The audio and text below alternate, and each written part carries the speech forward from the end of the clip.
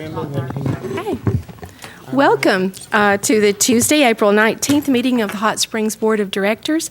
Tonight our invocation will be led by Pastor David Fleming, to be followed by the Pledge of Allegiance. Would you please stand with me?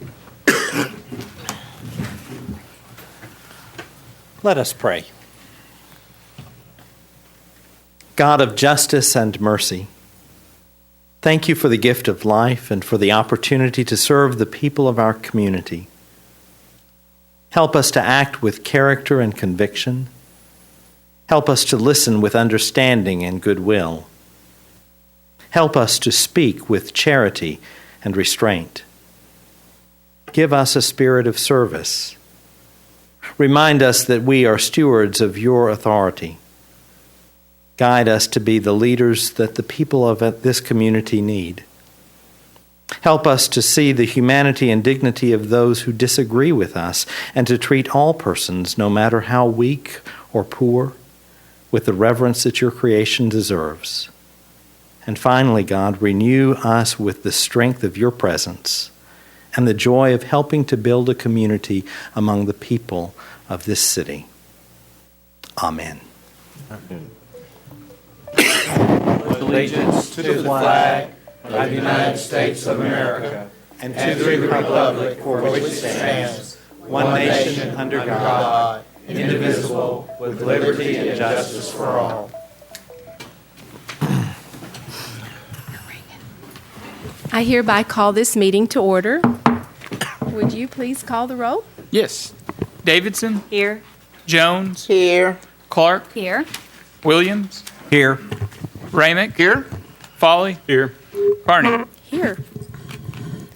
Okay. Our first item of business is to consider the approval of the agenda. Directors, are there any corrections, additions, deletions, modifications, including any items, if any, to be removed from the consent agenda? Hearing none, may I have a motion to approve the agenda as presented? I move for approval of the agenda. Okay. Second. We have a motion and a second. All in favor, please indicate by saying aye. Aye. Any opposed, please say no. Okay, it is approved. The next item of business is to consider the approval of the minutes of the board meeting, which was held on April the 5th. Are there any corrections, additions, deletions, or modifications to the minutes? Mayor, I move they be approved. Okay, do we have a second? All in favor, please indicate by saying aye. Aye. Any opposed, please say no. Motion is adopted.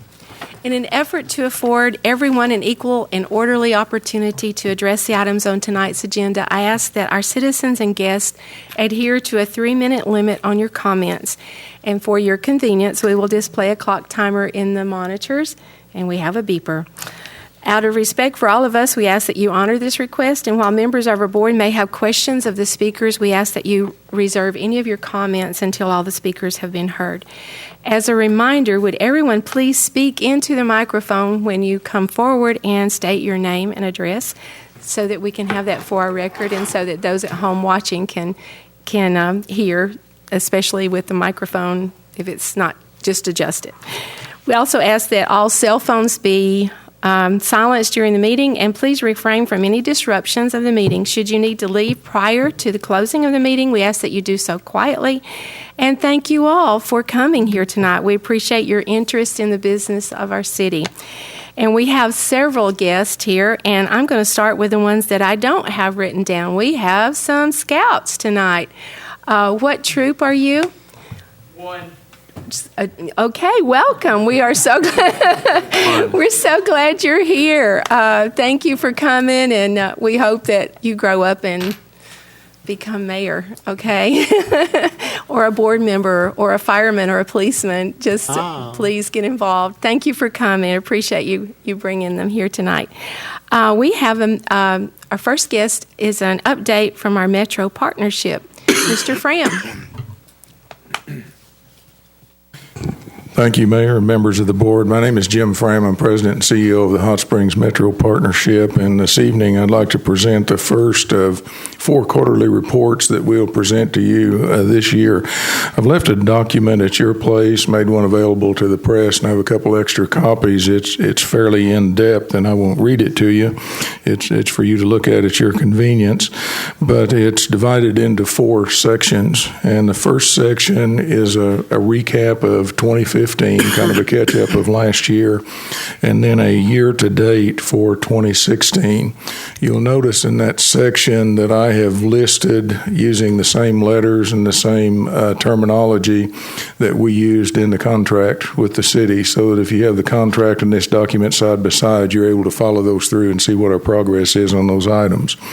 The next section is an update on what's happening in economic development in downtown. It's in dashboard form. The third document is our current project activity and where we are on that. And then the final section is our dashboard that's updated, I believe, as of noon yesterday, of where we are on all of the action items in the strategic plan for economic development. Just a couple things I wanted to catch you up on that have happened since we put this report together. Since the first of the year, actually since February, we have hosted 5 prospect visits to the community. And what's interesting is 4 of those were Chinese business firms and 1 was a Korean business firm. We think, and we've worked with AEDC on these, we think this is a direct result of Governor Asa Hutchinson's trips and phone calls that he's made to that part of the world and has turned up some interest. We actually had a Chinese investor in town Friday evening and Saturday for the Arkansas Derby, but we also had an opportunity to take him around the community and look at some properties. 2 major vacant downtown properties have sold this year with a value of $1.84 million. We've had 10 new businesses open since the beginning of the year, and Cole is working with the owners and the real estate agent with the Medical Arts Building.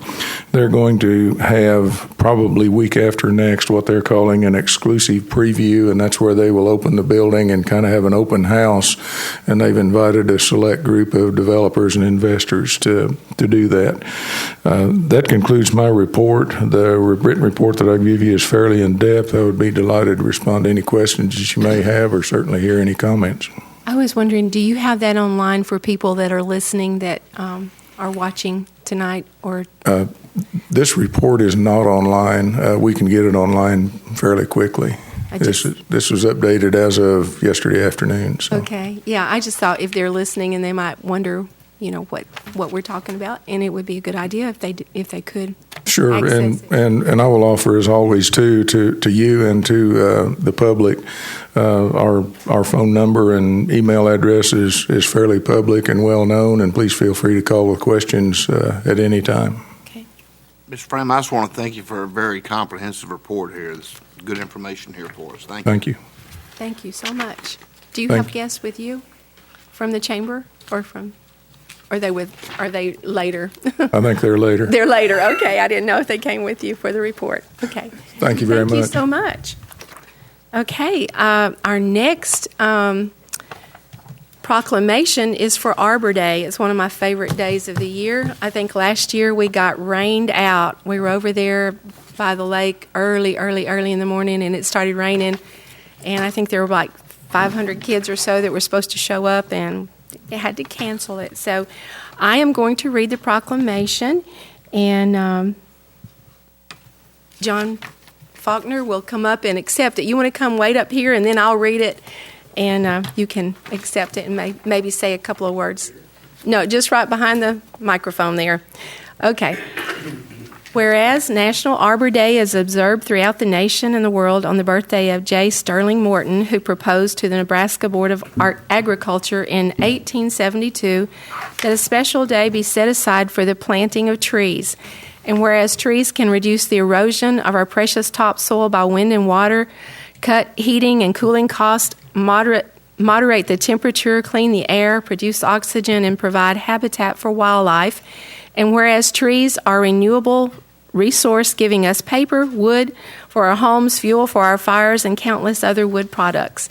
And whereas trees in all areas increase property values, enhance the economic vitality of business areas, beautify our economy, and are a source of joy and spiritual renewal to many, and whereas recognizing the importance of the vital role trees play in our ecosystem, Hot Springs, Arkansas continues the observance of Arbor Day on the third Monday in March of each year. Now, therefore, I, Ruth Carney, Mayor of the City of Hot Springs, on behalf of the Board of Directors, do hereby proclaim April 29th, 2016 as National Arbor Day in Hot Springs, Arkansas. In witness whereof I have hereto set my hand and caused the seal of this city to be affixed on the 19th day of April in the year of our Lord 2016. And you want to, John, just tell them a minute before I present it to you, what happens at the Entergy Park on Arbor Day? Well, this Friday, the Arbor Day celebration will be there. No telling how many kids will be out there. I know our urban forestry will be part of it. And they'll come out there and get to plant a tree. Yeah. It'll be real good. So come out if you can. It's Friday. Is it the fifth graders they bring in? I believe so. What district is he from? Is there somebody wants to take a picture of this? He's a junior. Let's go. Garland County. What district?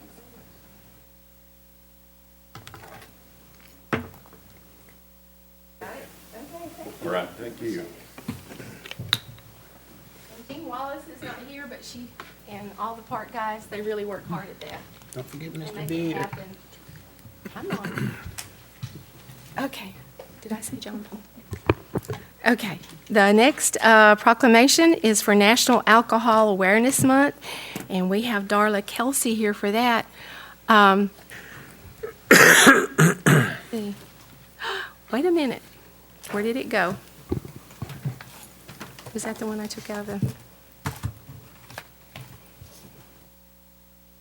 one?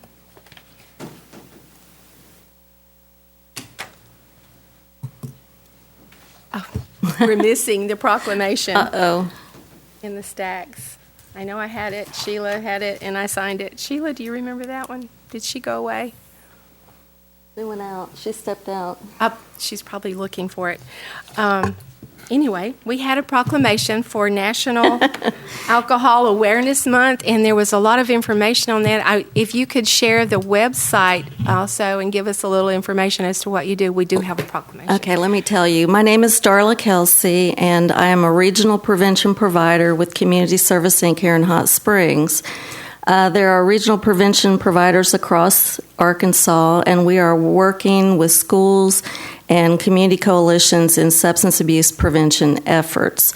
April is Alcohol Awareness Month, and this month we are called to educate and raise awareness about the alcohol dangers with adolescents in our counties. I actually serve 5 counties, and Garland County is one of those counties. Could I send some information around quickly? That'd be great. Yeah. Chris? Thank you. One of the things that we are called to do as regional prevention providers is to network with school districts in the implementation of the Arkansas Prevention Needs Assessment Survey. I'm not sure if you're aware of that survey, but it is given annually to 6th, 8th, 10th, and 12th grade students in schools across Arkansas. And the reason that survey is so important is because it tracks the drugs trending in the schools. This is just a little snapshot of adolescent alcohol use in Garland County. I won't go over the details specifically, but it does look at past 30-day use, and it starts with 6th grade and goes up to 12th grade. We look at binge drinking, perceived availability, how accessible is alcohol in the community, and then perceived parental disapproval. The survey also looks at other drugs, heroin, cocaine, I mean, you name it, it's in the survey. So the reason this survey is so important is because it gives gives us the data that we need in our prevention efforts. And I did quote the website. It's arkansas.pridesurveys.com. You can actually go to that website and you can look at the regional data and you can look at county data. You can't access each school data because that's password protected, but that will give you a snapshot of all of the things that are happening here in our community with our youth. And I do notice there it's highlighted average age of the first youth in Is 12 Garland years County old, is 12.7. And that's years. typically normal across my counties. We know that kids are experimenting with alcohol at around age 12, and then regular first use is 14, which I think is about 9th grade. Yeah. So it's really important to address these efforts, prevention, and Mayor Carney and I work on several coalitions together, and thank you for having me today. Thank you. I have a proclamation I'm going to read right now, and then I'll come give it to you. We will dress it up. It didn't get the little ribbon on it that it's supposed to have. But whereas alcohol is a primary factor in the 4 leading causes of death for young persons ages 10 to 21, and whereas alcohol is the most commonly used addictive substance in the United States, and whereas young people who begin drinking before age 15 are 4 times more likely to develop alcohol dependence than those who begin drinking age 21, and whereas the typical American will see 100,000 beer commercials before he or she turns 18, and whereas kids who drink are more likely to be victims of violent crime, to be involved in alcohol-related traffic crashes, and to have serious school-related problems. And whereas a supportive family environment is associated with lowered rates of alcohol use for adolescents, and whereas consistent and sustained parental attitudes can influence a child's decision about whether or not to use alcohol and drugs, and whereas kids who have conversations with their parents and learn a lot about the dangers of alcohol and drug use are 50% less likely to use alcohol and drugs than those who do not have such conversations.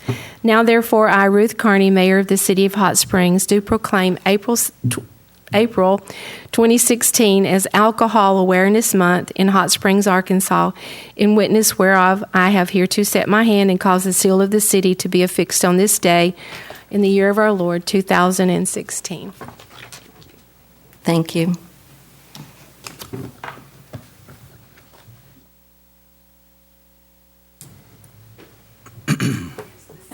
So I'll keep it. Okay, that's fine.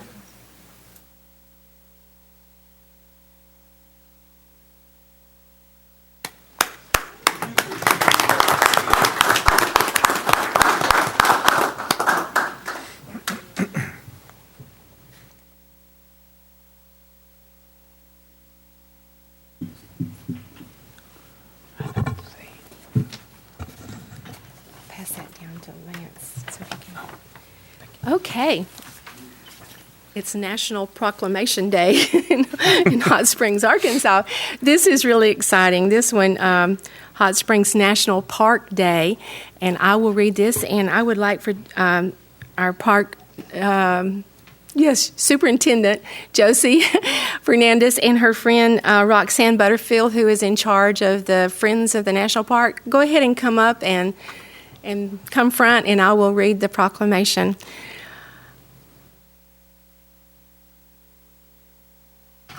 She's not only a friend, she's a friend of the whole national park, so we're glad to have you here tonight. Whereas the very idea of setting aside special places in the United States for the future enjoyment of its citizens originated in Hot Springs, Arkansas, when President Andrew Jackson and the U.S. Congress established Hot Springs Reservation on April the 20th, 1832, to protect the 47 hot springs in the area. And whereas the act precedes the establishment of the Department of the Interior in 1849, the designation of Yellowstone as a national park in 1872, and the name change of the original reservation to Hot Springs National Park in 1921. And whereas the Friends of Hot Springs National Park have placed special emphasis on the restoration of the Maurice Bathhouse, a major feature in the Bathhouse Row National Historic Landmark District, and whereas throughout the nation, 409 national park sites are celebrating the centennial of National Park Service in 2016, and Hot Springs National Park marks 184 years of protecting its namesake, Hot Springs, and all its associated cultural resources. Now, therefore, I, Ruth Carney, Mayor of the City of Hot Springs, do hereby proclaim on April the 20th, 2016, as Hot Springs National Park Day in Hot Springs, Arkansas. In witness whereof, I have hereto set my hand and caused the seal of the city to be affixed on this 19th day of April in the year of our Lord, 2016.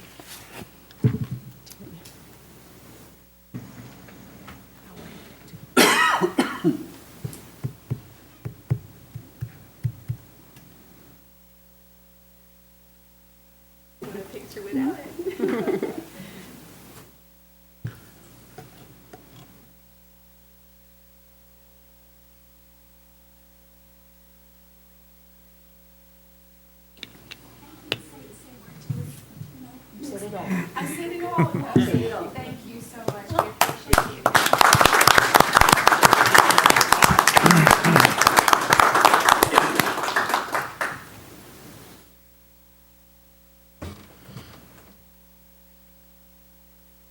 Okay.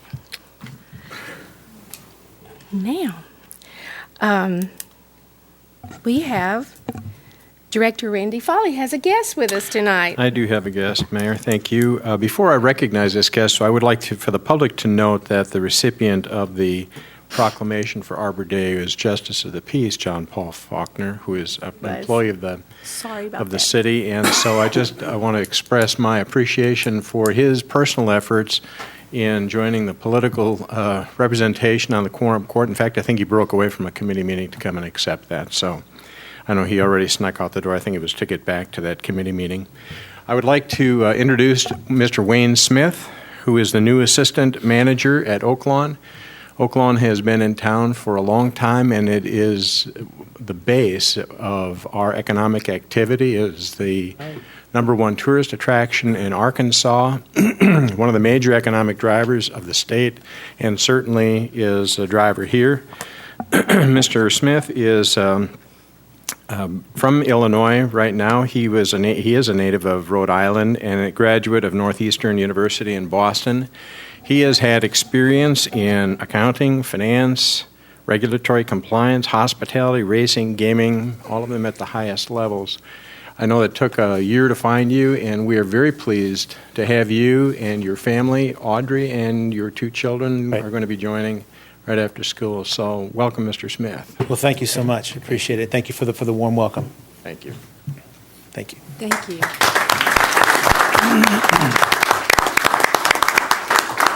I'd like to note that Oaklawn Park is in District 5. Oh, okay. All right. Thank you for and that. I believe Elaine has a guest tonight. Yes, I have, Mayor. Thank you. Dr. Elmer Beard is here, and he's got something new on the roll tonight, and we want to hear from him. Dr. Beard, would you come up, please? Thank you, Director Jones and Mayor and the other directors. The work that I have to present with a limited amount of time is called The Challengers. It's a study of 63 African-American candidates who filed for public office in Hot Springs from 1954 to 2010.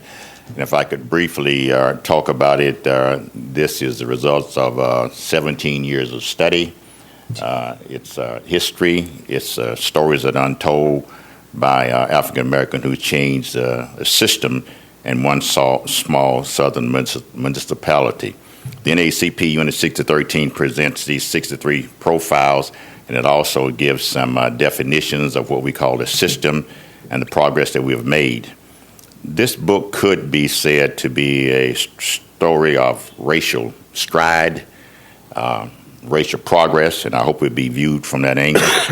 I think it is soft as I could make it. That's what made it so painful to write. It is as short as I could make it. That even added to the pain. And It's a story that began in 1954 after Brown versus the Board of Education, Topeka, Kansas. You know that story. And briefly, it's a story of a Martin mix-up, and I'd like to tell that in case I talk too long and don't get the chance to tell that story because it's a brief one. Freddie Martin, who was on the city council here in 1954, and I want to slow down when I say that because you have to realize when that was to have a black man in this room on the city council in 1954.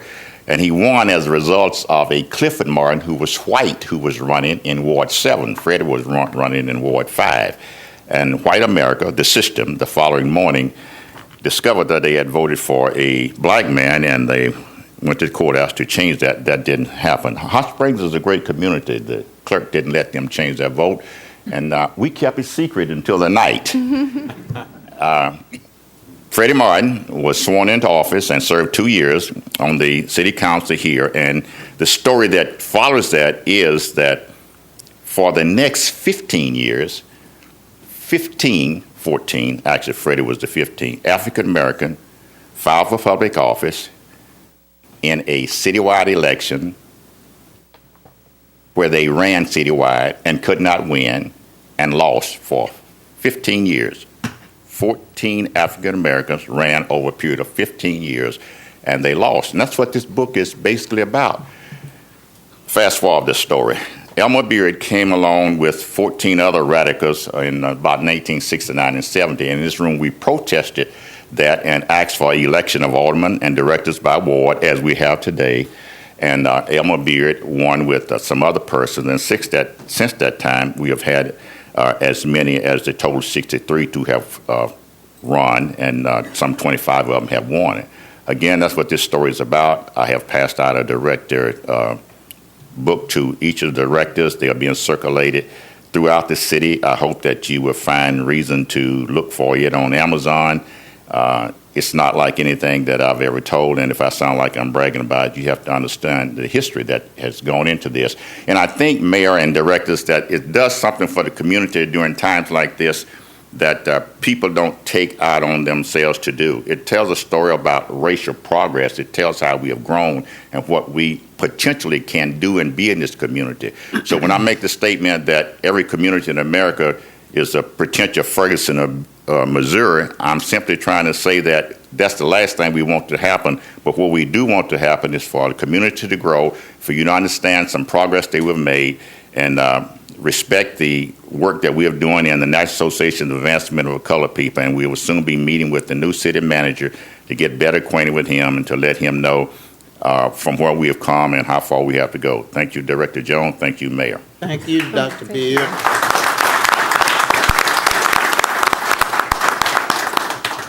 Okay, our next item of business is to hear our city manager's report. I'm so taken by this book, names like Chick, Ferguson, and Moose, that I'm ready to just start reading this book right now. Already reading the book. Yeah. Thank you. The names have so much character. You know it's got to be a good book. So first I want to mention that area residents are encouraged to participate in an open house to discuss walkability, bikeability, and parking improvements for our downtown from 3 p.m. until 7 p.m. on Wednesday, April 20th at the Bank of America building, 528 Central Avenue. And that's for us we're basically holding an open house because the city's contemplating with other partners a number of parking improvements downtown, and we want to have your feedback. So please join us in the open house, and you can also make comments online, I believe, as well. Also wanted to announce that the 18th Annual Corvette Weekend Gathering is April 21st to 23rd. The Corvette Parade is Friday, April 21st, beginning at 5 p.m. at the Convention Center. And then something I'm not familiar with, but it's called Buffalo Days. All right. I did hear the story about the buffalo. I think one of the police officers is telling me that it was there was actually a real buffalo. No, it was 6 of them. Okay, 6 of them. Yeah. That was a great story. I don't know. I'm going to remember that one. But anyway, there's a concert at the Bank of the Ozarks on April 22nd for that event, and then Saturday, April 23rd, will be the first running of the buffalo, a 1-mile run from downtown Historic District Central Park and Whittington intersection to Baxter Plaza. And then next, I want to announce that I'd actually like to ask the directors, I didn't poll you on this, but I would like to know if you ever get calls from constituents confusing the sanitation department with some other city department. In other words, wastewater. The rest of America calls their wastewater department wastewater, and they call their sanitation department solid waste for the most part. And so I've been confused myself, and then ironically I got a request today from Randy Atkinson asking if we could change the name of the department, the division, to solid waste. So I'm considering his request right now, but I welcome feedback from anybody who has opinions about that before we make any final decisions. Have to change a lot of decals on trucks. Yeah, we've priced that out, and the total cost of the change with business cards, stationery, stickers, and all the rest is $8,000. So compared to the number of phone calls we may get, and I don't know, if you don't get any, maybe that's a good sign, but I think we do get some here at the city about that. So then next, there's a couple of kudos. A citizen wrote a letter for 172 Lake Forest Shores. There was a red light out, and Zach Newton and Tyler Ellis from our wastewater division responded, and their performance won high praise and approval from the citizen. And they were speedy on the job, and it says here they were great guys to work with, and please keep up the good work. So I wanted to recognize them. And then we also received some compliments for our utility department for Mr. Kevin Robertson, Bill Coles, who also responded quickly after being contacted by a citizen about a water meter failure. And then I wanted to report the Spring Fling event is scheduled for April 30th and May 1st of this year. You're probably all familiar with Spring Fling, but it's a cleanup effort the city does, I think, every year. So that's going to be going on soon. And then last week, Mr. Burrow and I, along with about 32 other residents from Hot Springs, went on the DC fly-in. And I had anticipated that was going to be pretty narrowly tailored to be a relationship-building experience where you get to know your federal elected officials and some of their staff members. And it was that, but it also was productive, and I think it exceeded our expectations. There was a Google representative there, gave us a lot of great information about broadband and potential partnerships, and we're going to be exploring more information with them. The National Endowment for the Arts, the executive director of that, was one of our guest speakers. And there are grants available for both design and construction of artworks. So NEA has a competitive process, but they do have money available. So that's always important, especially when you're looking for ways to fund art in your community. And then we had some excellent feedback from the Corps of Engineers officials that were there.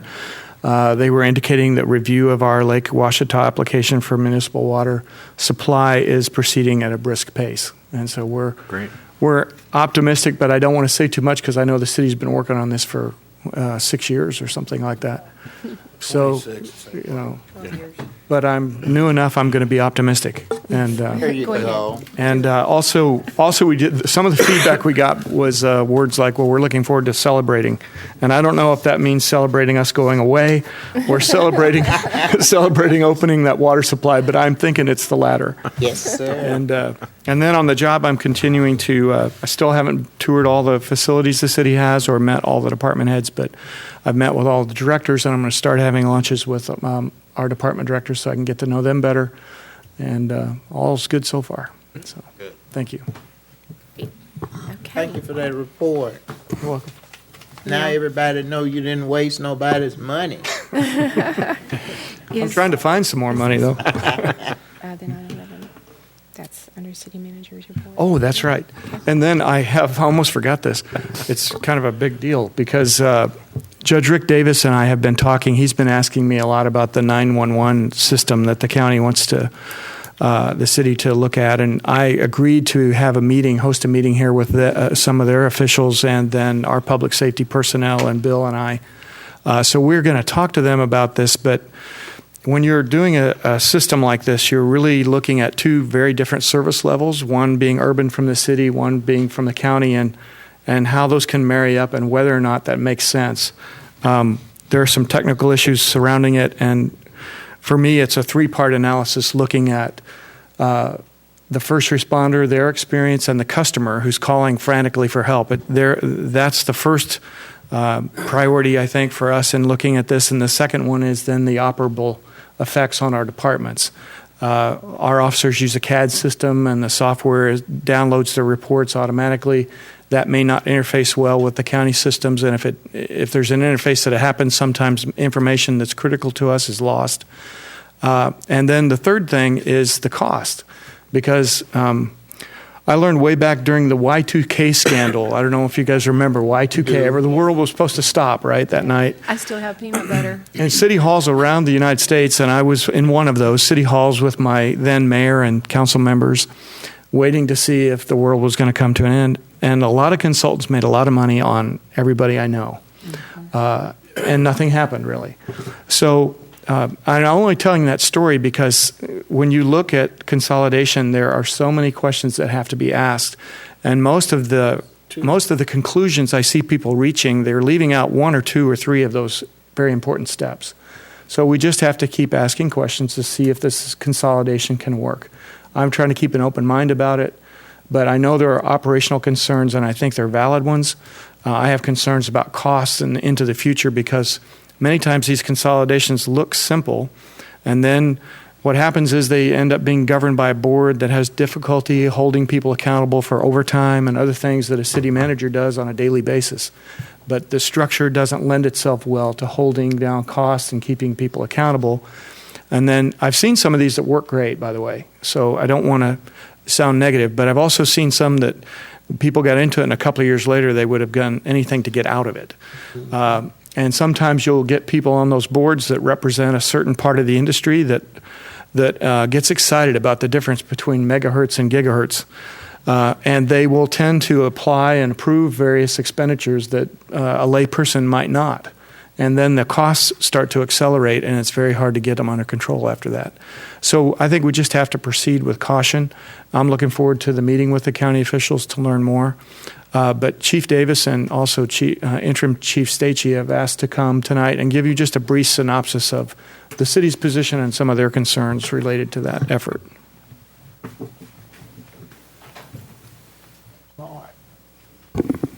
Thank you, Mr. Frazier. Board of Directors, we appreciate you allowing us to come tonight to speak to you. The process of dispatch is actually divided into two different segments. At Hot Springs, we have what's referred to as receiving the calls from the public. In other words, that's how we get the different requests for emergency services, and then how those calls are handled. The thing we would like to talk to you tonight about is how the calls are received. We'd like to try and establish a base of understanding for you so that you can understand the terms that are about to be thrown about in the community. One of those terms is referred to as Public Safety Answering Point, or PSAP. A PSAP is the place where 911 calls are actually answered. Now, there's several PSAPs that are located in Garland County. There are also secondary PSAPs that are located here as well. One of those PSAPs is located in our own police department, managed by Interim Chief Stacey. And so tonight what we would like to do is just establish a good understanding for you of what a PSAP is, what its functions are, and its criticality to the community's emergency services. Chief Stacey?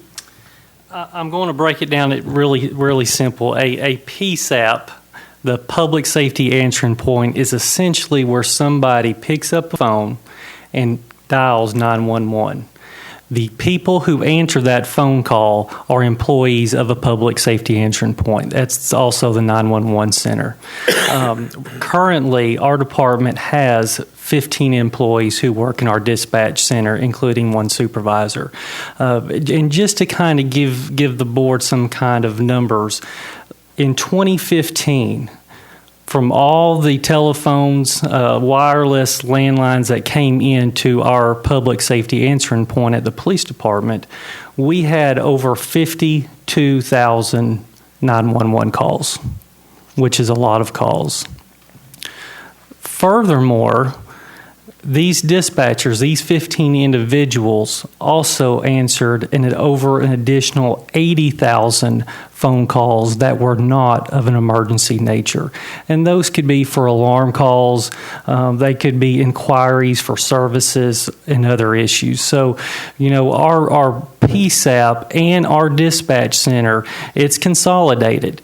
And a dispatch center is pretty much essentially what the name implies. Once that employee receives that information from that 911 caller, that employee then responds and conveys that information to a public safety employee. In our department, it would go either to law enforcement or to fire. We do not answer the calls for LifeNet. If there is a medical issue, what we do is we transfer that call onto LifeNet. So that's pretty much essentially the difference. So, but there is a difference. There is a difference between a public safety answering point and also a dispatch center. Our department does both. One of the things that I'm extremely happy with our dispatch center is that, as the board knows, last fall we received the first agency in the state to receive accreditation from the Arkansas Law Enforcement Accreditation Program. And one of those standards had to do with our dispatch center. So we met all the best practices associated with that. So we are very proud of our dispatch center and what our employees do day in and day out. So can I help answer any other questions? We are examining some logistical issues, like the city manager said, and we're trying to obtain answers and really conduct a very objective and thorough analysis to both these issues. Thank you very much. Chief Yes, sir. Stacey, I know that LifeNet has performance standards. In other words, they have expectations excuse me, that they have to meet internally for answering a call, as does the fire department. Do you in your PSAP approach, do you have guidelines or goals in terms of response times to other entities? Absolutely. And I think the fire chief can actually elaborate on some of the response times for his department. But obviously, once we receive that 911 call, our goal is to have officers on scene as quickly as possible. So, depending upon the type of call, depending upon the type of priority, we want those resources addressing that issue as quickly as possible. So time is of the essence. That's correct, Mr. Foley. Where is the accountability measured? Are those the measures for accountability for the service? We do have, there are accountability. Our dispatch supervisor will go in every so often and analyze our numbers, our dispatch times. As a matter of fact, I have our analysts looking at those numbers as we speak right now, because we want to know what our average time of response is. Obviously, depending on different calls, how far the officer has to travel, there's so many factors involved. But what I want to do is get a mean or an average of what our typical response time is. And there are ways that we're going to look at in reducing that as well. Are those performances? Mr. Foley, I think we'll probably wait till they get through before we ask all the questions. Okay, and I thought then they were maybe finished. have I beg your pardon. No, I mean have a work session or something after they have their meeting, which might make a lot more sense than doing Well, I guess it all I was now. asking it for the public's information as well. Mhm. So that's fine. Is that okay? That we, the presentation and then we'll have a work session? As long as the public gets the information, that's all I care about. Tell them call the mayor. Well, they're having a meeting that hasn't happened yet, so we really appreciate all of the work you've done, and I know we've been through this several times, but I'm sure there'll be other opportunities to ask a lot of questions. Are we going to get another presentation on the second aspect of this called the dispatch then also? You want to? I mean, that's really what I'm trying to have an understanding from the public, because from what I've seen in the media, there is a blurring of distinction of responsibilities between dispatch and answering the phone. And I want to make sure that the public understands that difference, because as we go into a discussion or debate with consolidation of any of that the public fully understands what we're talking about. And I don't think they do right now. What I'm expecting is that after we have this meeting, because I don't know that I've seen an official request for us to consolidate with anyone. I think there's been some verbal discussion about it and some maybe some emails, but there's not been an official invitation for us to do something. Right. And so to avoid the kind of confusion that I think we're all experiencing, I would prefer that those that are proposing a consolidation make a proposal and tell us how it's going to work, how they foresee that working. And I think this meeting will be to exchange information, and then it'll be followed up. And then if there is a proposal, then there'll be a decision to make. Okay. And I think at that point, a work session would be entirely appropriate. Okay. Yeah. Thank you both. Thank you for your presentation. Thank you. Thank you so much. Y'all did a good job.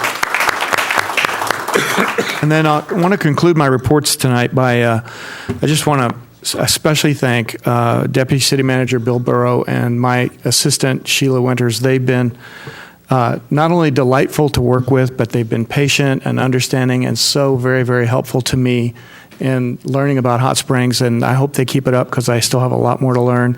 And I also want to thank Councilor Albright for partly responsible for getting me here in the first place, and I really appreciate the help all of you have given me in the last 2 weeks. So that's the way we are in the South. Okay. And the next item of business, thank you very much. And I hope we haven't overwhelmed you in your few weeks here, but I know he's been very busy and meeting a lot of people. So thanks for doing that. The next item is, do our directors have any announcements concerning upcoming events? Yes, ma'am. I do. This weekend, April 23rd, at the Farmers Market is the Upcycle Sculpture event. And you're invited to go through your garage and pull out the junk and create some fabulous sculpture and enter in the competition. We anticipate a lot of great things this weekend. And then Arts in the Park commences April 29th. Through May 8th. All the activities, dates, times, places are at hotspringsarts.org. And Mr. Frazier, thank you for the segue of your meeting the National Endowment for the Arts Chair, Jane Chu, who I first met when she was a junior in high school and she was in my art class. But I did hear her speak in Little Rock last year when she did a presentation to the downtown creative corridor in Little Rock.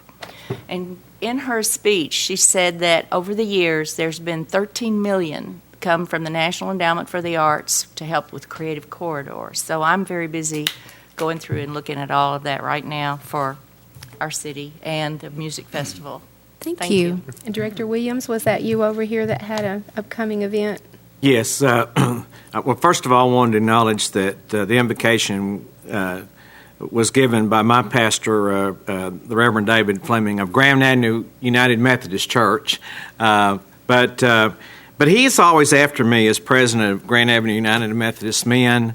When we have a program, he said, we have a better attendance, when we get the word out early. Well, I want to get out the word early that at our May meeting, our speaker is going to be our city manager, David Frazier. Okay.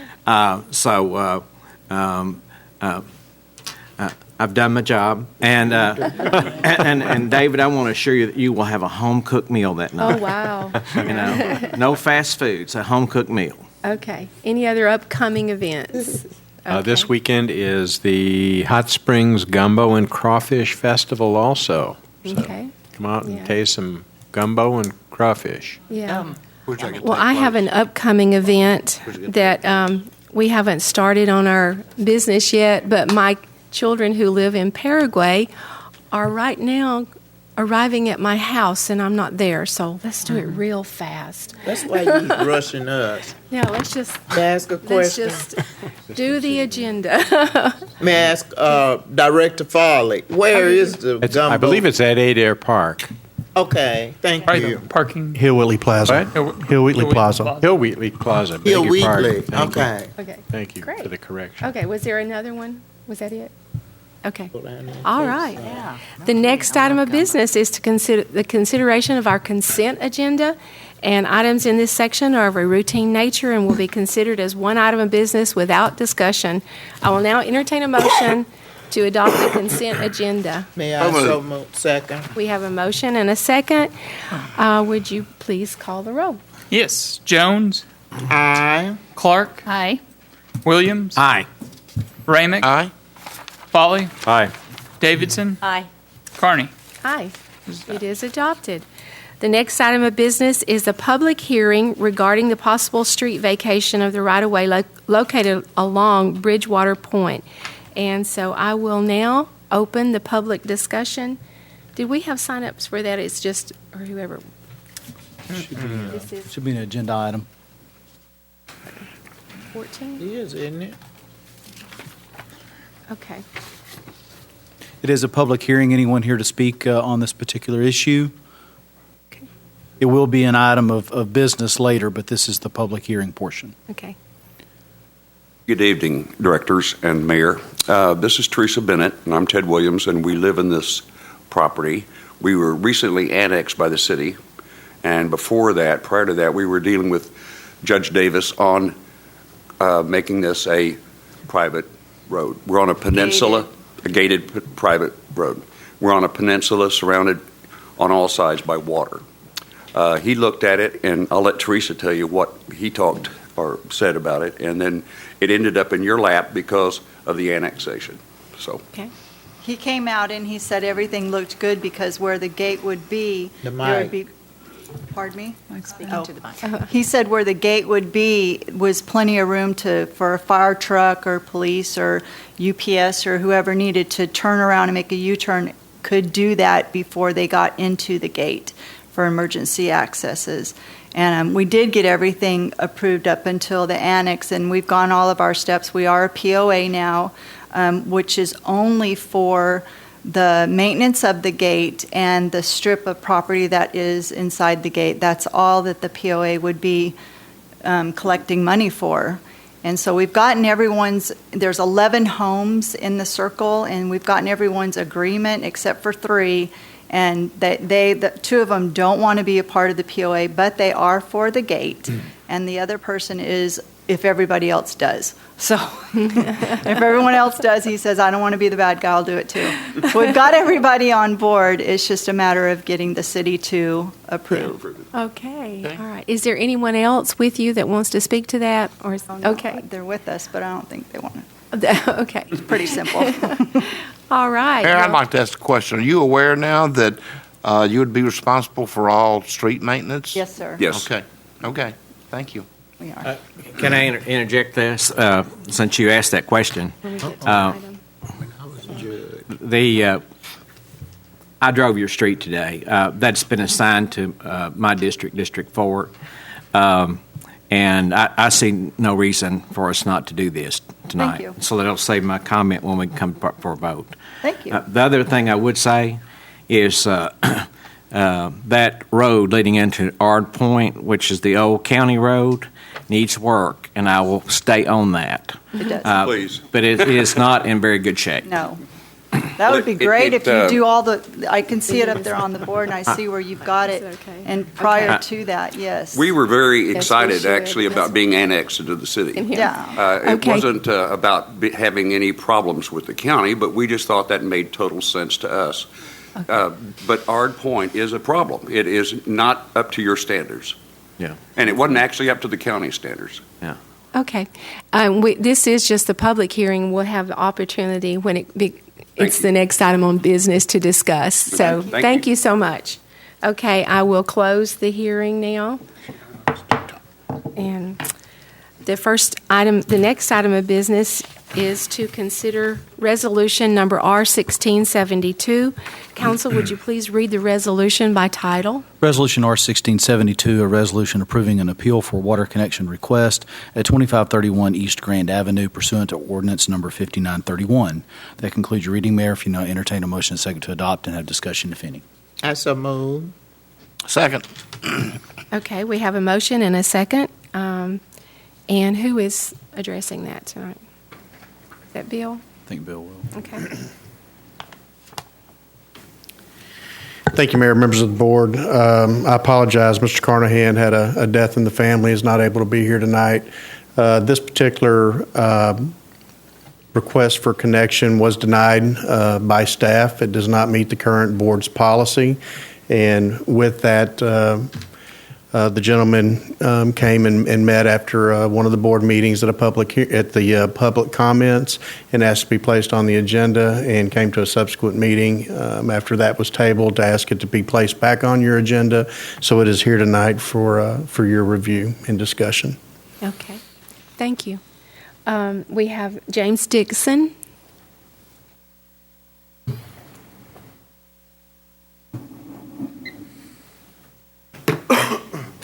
Thank you all for placing it back on the agenda and for hearing me. Here on behalf of Paul Wilson, again, thanking all of you for bringing this back. Just real quickly, when the property was originally purchased, there was documents that was given that said that it had access to city water and city sewer. There has been a substantial investment in the property and improvements there, and our time frame has gotten a lot smaller. We need to move, and there is an opportunity in a different county for some property that is available and ready to build on. I think there has been some confusion, and I'd like to take just a minute to clarify that. Mr. Wilson owns about 5 companies. Those 5 companies have revenue that generate close to $15 million. Those 5 companies, the only company that's looking at relocating to this location is Spa City Distribution. The sales tax paid to the city of Hot Springs last year was just over $17,000. It has absolutely nothing to do with any of the other companies. It's strictly Spa City Distribution that's asking for the water for that location. A vote yes would simplify a lot of things. Mr. Wilson is from this area. He has his companies in this area because he's from this area and wants to stay within Hot Springs.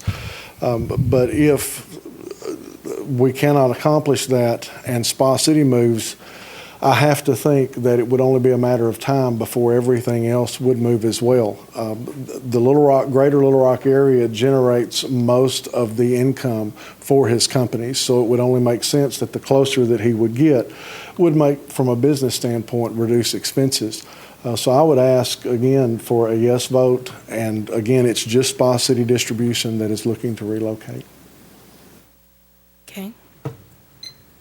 Thank you. And you Any have questions? questions of Mr. Dixon? Yes, Mr. Dixon, what documentation do you have that showed that he was going to be approved for water? There were several documents that, and let me clarify, not approved, but access. One of them was a plat that I even viewed myself that we were given that showed access on 2 different sides of a group of properties that was being looked at. All of those properties was not bought in that whole group, but there was access on the pieces of property that was purchased. So who gave that approval? Not an approval, it was a plat that showed it available. So the city never approved water to that location? The only thing that I know, sir, and please realize I'm basing this on what I've looked at, and what I looked at just showed a plat that did have city water and city sewer. Obviously, since that time, we've made other arrangements for a sewer system to be on site, but the water is very important for us to be able to get. So you're asking just for water, not for sewer? Well, we already have You have the sewer. taken care of, yes, ma'am. I mean, if you guys wanted to give sewer, then that would obviously be something that would take another look at. But right at the moment, the straggling point is the city water. Yes. I understood from the initial paperwork that came through that you had planned to build a well for water.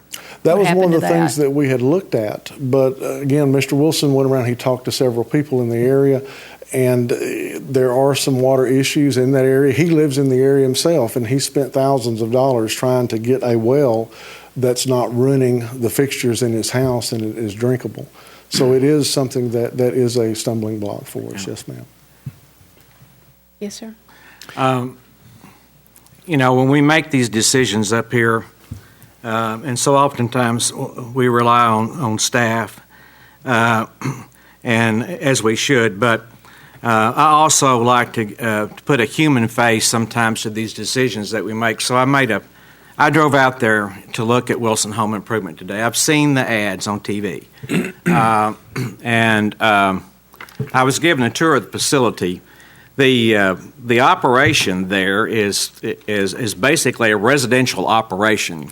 They're primarily doing residential improvements. The facility has run out of room for its to store its commercial materials.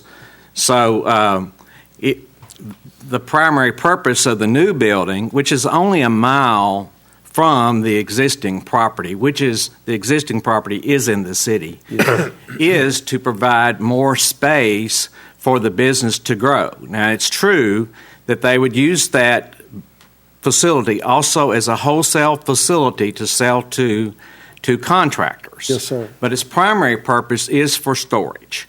And it's a $15 million business that needs to grow. And, I would remind board members that a year ago, and we know what the policy is, that the staff is going to deny any application for a commercial business, and appeal comes directly to the board. And we've heard 2 appeals, one out in that area over on Spring Street. I also drove and looked at that location today. It's a nice little red and white middle building. It is not creating any problems on water demand for the city. It also would be, not that it's, I don't know how germane this is, but in the process of acquiring this property, you also eliminated some homes or structures that were pulling off of the water system. Yes, sir. So anyway, I see no reason not to. I feel like we should be consistent in that we've granted 2 other appeals, and I'm going to vote to grant this appeal tonight. Thank you. And your request is for 2 bathrooms and a kitchen sink? I believe that's it. Yes, ma'am. Yes. Mayor, just so I understand, if you grant the connection, though, you're not going to be regulating. Oh. You're not going to know that, right? You're not going to go out and inspect to make sure there's X number of toilets and sinks. 15 I think it's just a connection. That's all. From our perspective, we know that happens, right? Okay. Okay, Mr. Foley. Could I ask the speaker, when you first applied for water connection back in October or November, what was the delay between that time and now? And when we tried to schedule a work session so we could perhaps address the policy so we wouldn't have this conflict of exceptions versus the policy or put our employees in a conflict situation. And then at the last board meeting, you asked us to move it up. So this was on the books for a long time in terms of planning. You were denied in October and November, and now we're in April, 4 or 6 months later, and now it's an emergency. When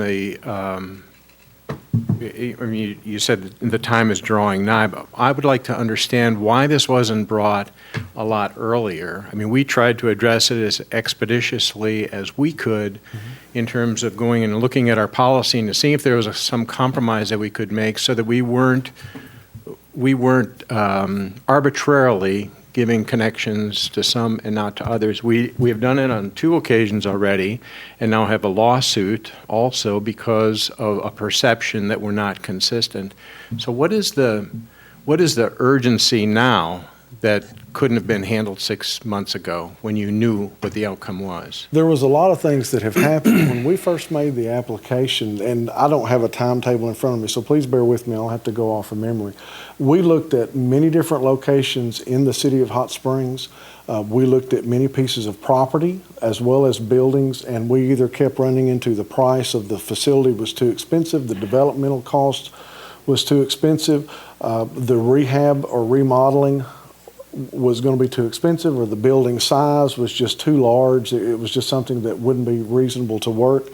We've looked at other property. So from the time that this concept started, and we didn't know what the process was neither. We've been discussing with an engineering firm to kind of help guide us through, and then we had the holidays, obviously not on the top of everybody's agenda during the Christmas holidays.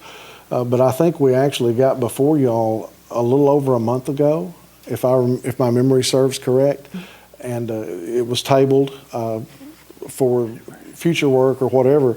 But our business is also seasonal, and we are in a peak time right now, and we need to be moving forward in some direction, either here or somewhere, so that we can get a facility in place and start doing business. Okay, thank you. Yes, sir. I have a question. When did the property actually change title to Mr. Wilson? I don't remember what the exact date was. 6 months ago, a year ago, 2 years ago? Oh, no, sir. It hadn't been 2 years ago. I would think, based on my involvement in the project, probably started in August, I would think. Maybe September, sometime in that time frame. Okay, thank you. And with the knowledge that the property you brought already had water connections in Well, those that was houses. our understanding, and I mean, we were shown certain documents, and one of them I specifically remember was a plat that showed it off of McClendon, if my memory serves correct. McClendon, not McClendon. I can't remember the name of the street. Persimmon, and then the one that's back behind, north of the service road, off of 70. Yeah, just for the board's information and perhaps the public as well. The City of Hot Springs maintains a website that has interactive map services on it. You can find just about anything you want to. And part of that are locations of water mains and sewer mains. So if someone were looking at an interactive map, Lance, click on the feature that shows water and sewer. I don't know if you're on the Public Works map or not. You can look anywhere and see where our pipes are. The mere fact that a pipe is there does not mean that a connection is available, and certainly not an extension available. It just means that's where the pipe is. Those are the pipes. That green. So he can zoom in on 2531 East Grand Avenue, click on parcels, and he can show you where the lines are. I don't want to get into splitting. Okay. And I'll only raise that to say that, anyone can say that they've looked at property and there appears to be water available. There are lines on this property. Nobody's disputing that. Well, especially if they're working with an engineering firm, the engineers certainly know what our water policy is in this community. Good. So if you've been led to believe that there would be a water connection, I'm sorry for you having been misled. Well, we have made that through appeals to other places, so it's not uncommon that we've given water to other places, making We made two the exceptions. two within the mile. Yeah, we within made the two mile. exceptions. Right, we did. And, yes, sir. Mayor, and both those exceptions were for small businesses. Yes. I think if we were talking here, this is a simple water connection for a business that probably won't use any more water than a normal household. It would be, I think, entirely different if we were looking at a Walmart or a major grocery store or something like that. But it's simply a small business, just like the other two were, small businesses, which would have little or no impact on our water supply. It shouldn't have, no, sir. But do we hook up churches? I've had somebody come to me and say they had property for a church and they wanted the church to get hooked up. I don't know where we draw the line unless we have a consistent policy. Well, the policy is that they come appeal to us, and that's exactly what they've done. Yeah. They've come to us and asked for us to consider it. And I think that's That's where the debate. Director Fowler, where we draw the distinction between, is that use going to compromise our ability, our water supply problems? Again, if it was a large commercial operation, but both the other two businesses and this one are not going to, again, generate any more usage than a normal household. Yes, sir. That's just my point. And I think maybe if we ever have this work session, we might give staff, some kind of discretion where they can evaluate, the water usage and say, this is not really going to impact us, or no, this would greatly impact us. This thing to come to the board. So, as it is right now, they have no choice but to turn down any commercial application out in the county. And again, all three of these have been in our 1 mile planning area too, not way out, but within 1 mile of the city. And I do think that if they would annex if they were contiguous, but they're not contiguous to the city. And they did say they would like to annex, so it's Yeah. not that they don't want to. They said they'd like to. Yes. I'll wait. I'm different from everybody up here. I've got a lot of respect for the staff. And my conscience just won't let me go against, because they do a great job. And I appreciate everything that they do for us. And I cannot vote against, they had a reason for turning that down. I know what the reason was. So I can't vote for that. Well, the reason was the policy we made that said they had to do that, and it had to be appealed to us because of that policy. Forgot about the lawsuit, Mayor. I know. Don't forget about lawsuits. What lawsuit are we referring to now? Tell them. Tell them. Are we referring to the one that you just referred to, or a new lawsuit? I think they're referring to the same one. I think she's referring to the Mays LLC. If you're looking for how to distinguish the lawsuit from the facts of this situation, one, that was well outside of the city's planning area. It was not a connection. It was an extension, expansion, and upsizing of the city's system, something that the city should not be told or made to do. If the city doesn't want to expand its system, extend its system, or upsize it, you shouldn't be forced to do that. Right. This location, like the two that you've discussed that have been permitted, are inside the city's planning area, and they are connections. No extension required, no expansion of your system, no upsizing, just a connection. If you're looking for a distinction, that's the distinction. And the reason he came is because we had said in our policy it would be case by case, that they would come and appeal to us, and it would be determined by the board because of our policy. That was our policy. Mayor, Okay. Oh, go ahead. Sorry. Well, I feel bad for you because you're in a situation where you've said if you want to appeal, come and appeal. Well, we don't have any particular criteria. Just convince us. And, people are not always equally adept at persuasion. And I think what I'm hearing is a number of different criteria that have been considered. I saw an email from the mayor that I didn't know in context, but it said something about a sink and a toilet, and I thought, well, that seems kind of minor. And then I've heard some of the descriptions here about different things that could be criteria. The city attorney and I had a brief conversation about this about a week ago, about when people bring appeals, it's easier both for them and for the board if there are a set of standard criteria. Director Williams, you mentioned a minute ago, maybe the staff should have some discretion. I'm sure we would just love that. I'm being facetious, of course. But even if the staff did have, and that's sort of a common sense administrative approach to this problem, but even if that were the case, we'd want those criteria as well. So maybe the criteria are things like have been shared tonight, like within a certain distance or within a certain size, or not during dependency of a lawsuit, or there could be any number of criteria. One of them that occurs to me that might be helpful is to have an annexation agreement whereby whoever the property owner is, it literally runs with the property and says, if you accept this connection, you agree to be annexed at such time as there is a contiguous opportunity. But I haven't talked to the city attorney about that, so I'm making him nervous. I would be nervous if I were in his chair. But without trying to suggest all that here from the dais, I think that that is something that you should do as you consider further appeals, because I would be concerned about consistency and what expectations you're creating for people.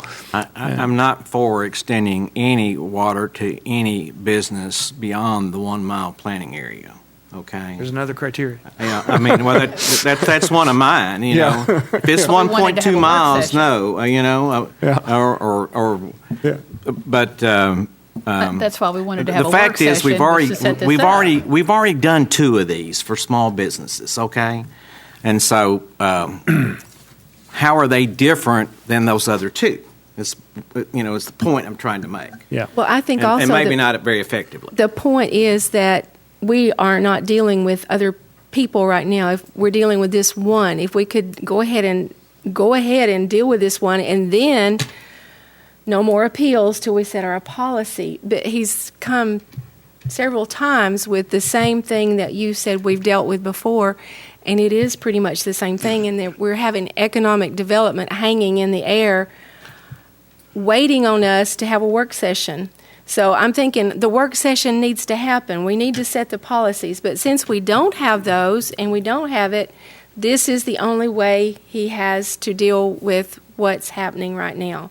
And I think we should let this go and then stop right here and say, tomorrow morning or whenever we can have that work session and set those policies, we'll get those set down so they won't have to deal with this anymore in this way. Well, that sounds attractive. I'm not sure that you might be expecting more from the work session, because if you have the work session and you develop refinement of the policy and subsequent criteria, either for staff or for the board or for both of us, it doesn't necessarily mean that you're not going to have continuing appeals and tough decisions to make about saying no when the criteria might not be bright and clear to you. So there's still going to be challenges. I have a question. You mentioned a while ago that if we don't approve water, that Mr. Wilson will probably move his operation to Saline County. That is not, yes, sir. That is How long correct. would that take him to do that, you think, to pick up and move out of Hot Springs? Again, I'm only speculating. Obviously, I'm not the owner, but I know there is an option up there that is available to Spa City Distribution. Okay, not everyone else, but Spa City Distribution. But the challenge that I see happening with that from Hot Springs standpoint is that such a large portion of all of his company's revenue is generated in the greater Little Rock area, that it would make sense that everything else would eventually follow suit. Now, whether that would be tomorrow, next week, next year, 5 years from now, I couldn't answer that. Well, I can understand that, if he's telling us that his business is in Little Rock, why he's considering moving out because doesn't have water approved for 2 bathrooms and a kitchen. Why wouldn't it be cheaper just to drill a well? There are several reasons. One of them is obviously fixtures, and the other thing is, again, that the amount of volume that is done in the Little Rock area would make it more economical, I guess, from that aspect. The reason he wants to stay is because he's been a lifelong Hot Springs resident, and he wants to keep his business here if it's at all possible. But if we don't give him water, he'll take his business. Is Well, that right? again, I can only speculate, but based on where I'm at as far as my thinking, yes, sir, I think that's a very real possibility. I am certainly willing to talk about compromise to make this policy consistent for all future appellants. But until we have that work session, their emergency over a long period of time, I consider to be a long period of time, which is now an emergency and forces us to be in an emergency mode, is not the reason for me to act in an emergency mode. And so until we have that session, I'm not going to support the appeal until we have that work session and have some criteria. I understand where you're coming from, and I respect that, but I don't want to be continuing to be inconsistent with our policy. Let me and especially with the perspective of a lawsuit sitting out there. I wanted to put a human face to the decision I was going to make tonight. So I must have met with 4 or 5 people out there. That some of them live in the city, some live in the county, and some of them drive as far as Bismarck to work out there. Okay, so, but it's a good business, and they've just run out of space, and they need to expand. And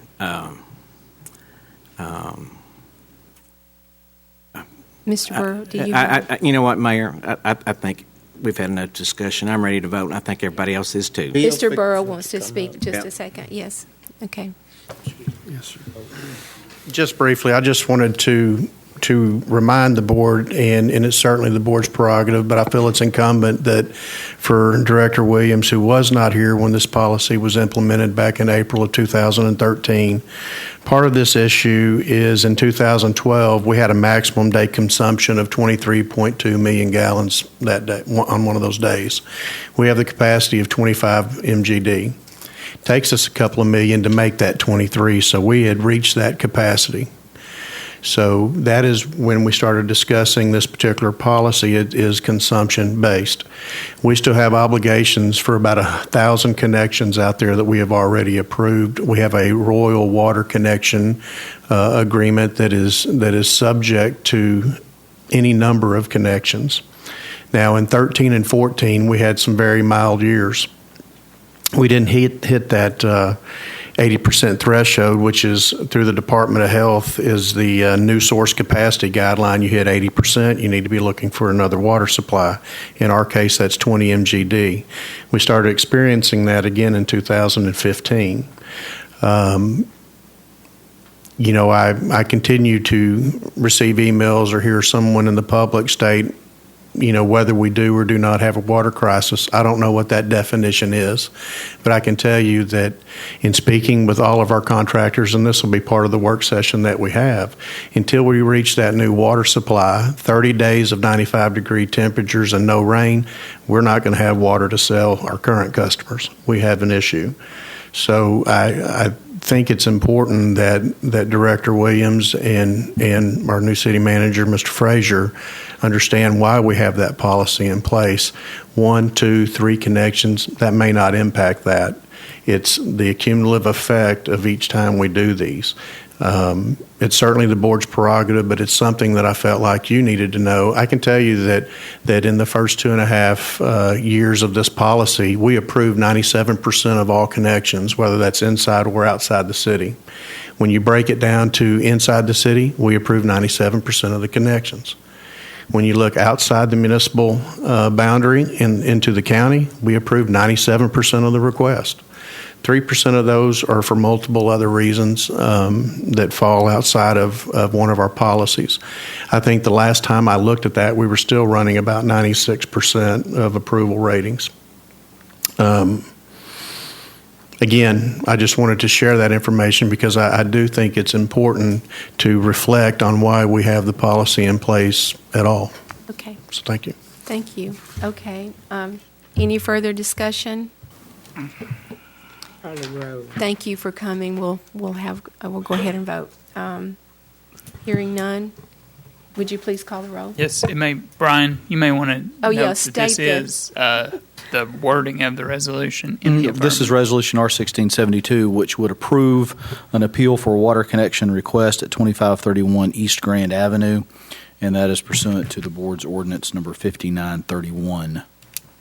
And voting yes would approve. Voting yes would allow the connection. Voting no would deny the connection. Okay. Would you please call the roll? Yes. Clark? No. Williams? Yes. Ramick? No. Foley? No. Davidson? No. Jones? No. Carney? Yes. Noes have it. Sorry. Fails. Okay. The next item of business is consider ordinance number 01624. First, I will entertain a motion to suspend the rules and read by title only. Is there a second? Okay, I have a motion and a second. All in favor, please indicate by saying aye. Aye. Any opposed, please say no. Council, would you please read the ordinance by title? Ordinance 01624, an ordinance vacating certain street right-of-way located along Bridgewater Point and for other purposes. That concludes your reading, Mayor. If you now entertain a motion second to adopt and have discussion, if any. Okay, do I have a motion to I adopt? so move. And a second? Second. Okay, we have a motion and a second. And do we want to do that one? Thank you, Mayor. Okay. This is the companion piece of the public hearing that you held, and it's good to put a face with a name with Ms. Bennett. Ms. Bennett did file application with the city clerk's office to vacate the portion of Bridgewater Point, which is part of it's about an 800-foot section by 40 feet wide. All the property owners that have signed the petition, which is required by state law to vacate this portion. Obviously, the reasoning behind it was to install a privacy gate for public safety or for safety reasons. The vacated portion, we will also maintain utility easements throughout that area, and also all the various departments that need those gate codes, fire, police, etc., will also have access to those. So Okay. I believe the public hearing addressed it very well. Okay. Do you have any discussion by the board on this one? Hearing none, would you please call the roll? Yes. Yes, I want to say one Oh, thing. sorry. Okay. I said everything I wanted to say. Okay. All right. Okay, now I'm ready to vote. Williams. Yes. Ramick. Aye. Foley. Aye. Davidson. Aye. Jones. Aye. Clark. Aye. Carney. Aye. It It is adopted. You get your gate. Okay. The next item of business is to consider ordinance number 1625. Is that what we're on? Ma'am. Okay. First of all, I will entertain a motion to suspend the rules and read by title only. So moved. Second. And we have a motion and a second. All in favor, please indicate by saying aye. Aye. Any opposed, please say no. Council, would you please read the ordinance by title? Ordinance 01625, an ordinance adopting administrative procedures regarding Planning Commission membership, amending ordinance number 5711, and for other purposes. That concludes your reading, Mayor. If now entertain a motion second to adopt and have discussion, if any. Do I have, and a second? Second. Okay, and discussion, Ms. Selman. Thank you, Mayor. Good evening. Good evening. This proposed amendment provides for board appointment of 3 qualified alternate planning commissioners. Their role would be to replace absent or conflicted planning commissioners as needed.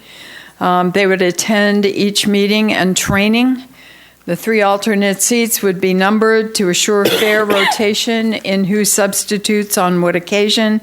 They would alternate in order, 1, 2, 3, so on. And one or more alternates would be available to fill in as required. The ordinance has no negative fiscal impact to the city and may help to avoid public and private costs of delayed decision-making or appeals. That concludes the presentation. All right, do we have any questions for Ms. Selman? Yes, and then maybe this should be for the staff. Do we have any other boards where we provide for alternates like we do for the Planning Commission? I'm not aware of any. Okay, thank you. And this is a commission instead of advisory board also, which is a little bit Well, you different. could say that, well, the one I would come to mind it would be the Civil Service Commission. Okay. Okay, any further discussion? Any questions? Hearing none, would you please call the roll? Ramick. Aye. Foley. Aye. Davidson. Aye. Jones. Aye. Clark. Aye. Williams. No. Carney. Aye. The ayes have it. Okay, it is adopted. Yes, ma'am. That concludes the business section of tonight's meeting, and do we have any comments by the members of the board? Yes, ma'am. Thank you, Mayor. Considering the issue that's been in the news yesterday and today, it hit the newspaper today, and it was on Channel 7 last night, of the closing of the Parkway Apartments on Park Avenue.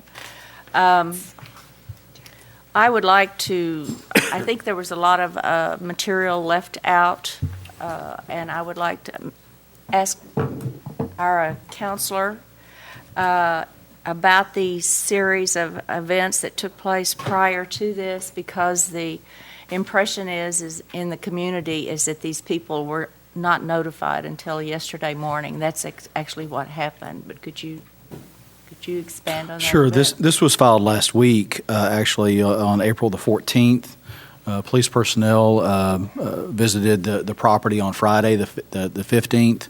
apprised the owner of this situation that a court order had been entered, that this building would be boarded up, and gave them until Monday before that action was taking place. So there was advance notice.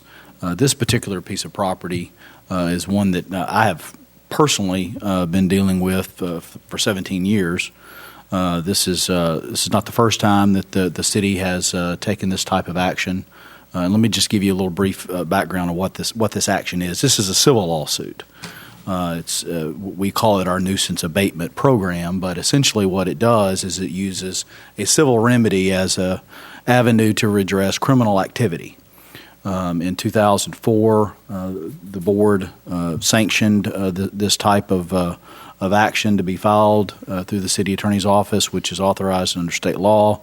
There's 3 avenues under which this can take place. One is if it's a safety code, life safety code issues, if it's drug use, manufacturing, selling, storing, or if it's a series of 3 or more criminal violations of law.